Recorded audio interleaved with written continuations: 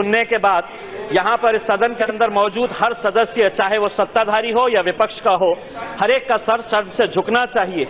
मेरे पास जो आंकड़े हैं वो ये बताते हैं कि 2015 से 2018 के बीच मैं जिस राज्य से आता हूं उसे महाराष्ट्र कहते हैं, और उस महाराष्ट्र में इन 4 सालों के अंदर 12,021 किसानों ने आत्महत्या की है। यानी कि हर साल का अगर आप एवरेज निकाले तो 3,008 किसान हर साल मौत को गले लगा रहा है। और अगर आप ये कहेंगे कि नहीं ये तो 2018 तक के है, अब तो अच्छे दिन आ गए हैं, तो 2019 के जनवरी से लेके महज 4 महीनों के भीतर 808 किसानों ने आत्महत्या की है। अध्यक्ष महोदय, कहीं ना कहीं सरकार की कुछ नीतियां गलत हो रही है, जिसकी वजह से आज हर रोज किसान आत्महत्या कर रहा है। अध्यक्ष महोदय, मैं किसान नहीं हूं, लेकिन मैं एक पत्रकार की हैसियत से मैंने इन किसानों की पीड़ा को, हर किसान की मौत जब होती थी तो हम कवर करने के लिए जाते थे। आखिर में एक ऐसी बात हो गई थी कि हमारा भी अंदर का जमीर मर चुका था कि हर रोज जाकर हम किसानों की आत्महत्याओं को कवर कर रहे हैं। आज अगर एक किसान मरता है तो आज अखबार में खबरें नहीं आती है उसकी, इसलिए नहीं आती है कि अब ये एक रोजमर्रा की बात हो गई है कि हर रोज किसान मरता है तो कौन सी बड़ी बात है, कौन सी हम खबर छापेंगे। पहले होता यह था कि एक किसान की मौत के ऊपर पूरे देश के अंदर चर्चा होती थी, लेकिन आज हर रोज महाराष्ट्र जैसे प्रगतिशील राज्य के अंदर अगर ये हो रहा है, और किसका राज्य है, हुकूमत किसकी है अध्यक्ष महोदय, कहीं ना कहीं ये नीतियों की वजह से हो रहा है। अगर महाराष्ट्र की सरकार ये दावा कर रही है कि हमने 9,000 करोड़ रुपए जलयुक्त शिवार, जो महाराष्ट्र सरकार की फ्लैगशिप वाटर कंजर्वेशन की स्कीम है, उसके ऊपर 9,000 करोड़ रुपए हमने खर्चा किए, उसके बावजूद भी किसान क्यों आत्महत्या कर रहा है। 2017 के अंदर महाराष्ट्र सरकार ने कहा कि नहीं, किसान आत्महत्या इसलिए कर रहा है कि वहां पर कर्ज के बोझ के तले वो दबा हुआ है, तो महाराष्ट्र सरकार ने, केंद्र सरकार ने पैसा दिया किसानों को, लोन वेवर एक स्कीम लाई गई और बड़ा उसका जश्न मनाया गया। लेकिन 2017 में जब जून 2017 को ये लोन वेवर स्कीम आई तो ये हमें एहसास दिलाया गया कि अब किसानों की सारी परेशानी खत्म हो गई है। लेकिन अध्यक्ष महोदय, उस लोन वेवर स्कीम के बाद से लेकर आज तक अगर लोन वेवर किसानों को फायदा मिला है तो उस लोन वेवर स्कीम के बाद से लेकर आज तक 4,500 किसानों ने आत्महत्या की है। कहीं ना कहीं अध्यक्ष महोदय, आप बड़ी बड़ी बातें करे हैं, हमने सुने हैं, आपने अपनी पीठ थपथपाई है। आपने कहा था कि हम इस राज्य के अंदर हम टैंकर मुक्त राज्य बनाएंगे 2019 तक। 2019 आ गया है, पिछले साल 1,800 टैंकर्स इस्तेमाल हुए थे, इस साल 7,000 टैंकर्स के जरिए पानी पहुंचाया जा रहा है। आपने अपने भाषण के अंदर यह कहा था कि 2022 तक हम किसानों की आमदनी दुगनी करने वाले हैं।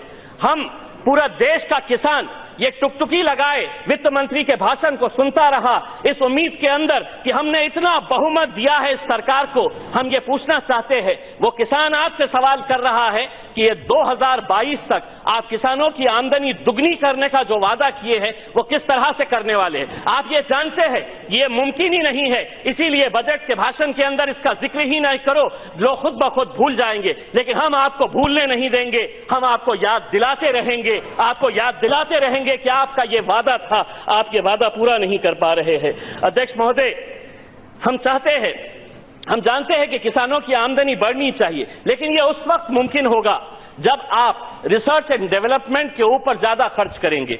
अध्यक्ष महोदय, आपकी इकोनॉमिक सर्वे की रिपोर्ट बताती है कि भारत में एग्रीकल्चरल रिसर्च एंड डेवलपमेंट पे हम सिर्फ 0.37% ऑफ एग्रीकल्चरल जीडीपी हम एग्रीकल्चर रिसर्च एंड डेवलपमेंट के ऊपर खर्च करते हैं। जबकि हकीकत यह है कि जितने भी प्रगतिशील देश हैं वो ये कहते हैं कि कम से कम 1% आपका एग्रीकल्चर जीडीपी जो है उसका 1% एग्रीकल्चर रिसर्च एंड डेवलपमेंट के ऊपर खर्च होना चाहिए। और अगर आप ये कर पाते हैं, अगर रिसर्च के अंदर नया नया टेक्नोलॉजी अगर आप इंट्रोड्यूस करते हैं तो यकीनन हमारा फूड सिक्योरिटी हम मजबूत कर पाएंगे, प्रोडक्टिविटी को हम बढ़ा पाएंगे। और दूसरी बात यह है कि हम लोग किसानों की आमदनी जो बहुत जरूरी है, आज किसान अगर आत्महत्या कर रहा है अध्यक्ष महोदय, ये हमारे लिए, हम कितनी भी बड़ी बड़ी बातें कर ले कि हम अंतरिक्ष में जा रहे हैं, हम बड़े बड़े काम कर रहे हैं, लेकिन अगर इस राज्य का, इस देश का अगर किसान आत्महत्या कर रहा है तो हमारे लिए, हम किसानों को अगर कुछ नहीं दे रहे हैं, दूसरी तरफ हम किसानों के साथ कैसा छल कर रहे हैं। मैं सरकार का ध्यान इस और आकर्षित करना चाहूंगा। महाराष्ट्र के अंदर एक कंपनी है गंगाखेड़ शुगर नाम की। अध्यक्ष महोदय, इस कंपनी का एक मैनेजिंग डायरेक्टर है, इसने 20,000 किसानों के नाम के ऊपर आप जो क्रॉप लोन देते हैं वो, अध्यक्ष महोदय बहुत ही अहम मुद्दा है, क्रॉप लोन जो देते हैं वो क्रॉप लोन 20,000 किसानों के नाम के ऊपर बोगस डॉक्यूमेंट्स तैयार किए। 20,000 किसानों के एनफोर्समेंट डायरेक्टोरेट जब इंक्वायरी कर रहा है तो पहले 100 करोड़ निकला, फिर 200 करोड़ निकला। आप लोगों को हैरानी होगी, आपने तो आंकड़े दे दिए होंगे कि हमने महाराष्ट्र के अंदर इतने 100 करोड़ रुपए क्रॉप लोन का दिए हैं या इतने 1,000 करोड़ दिए हैं।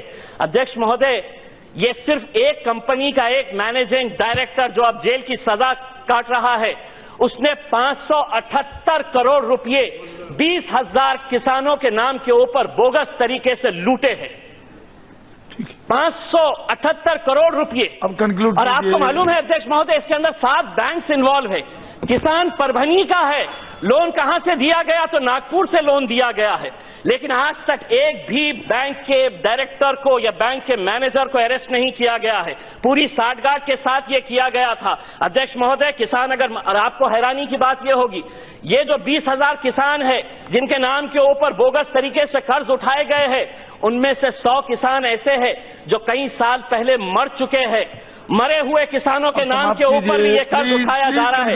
अध्यक्ष महोदय, बस हम यही सरकार से ये हकीकत है, ये एक आईना हम आपको दिखा रहे हैं। अध्यक्ष महोदय, अगर इसके ऊपर अगर चर्चा नहीं होगी, अगर आप जो वादे कर रहे हैं वो वादे अगर आप पूरे नहीं करेंगे और सिर्फ यही कहेंगे कि इस देश के अंदर अगर आज बारिश भी हो रही है तो मोदी साहब की वजह से हो रही है, धूप भी आ रही है तो मोदी साहब की वजह से आ रही है, तो कब तक अपनी पीठ थपथपाएंगे? कुछ हकीकत बातों के ऊपर भी ध्यान देने की जरूरत है। बहुत बहुत धन्यवाद।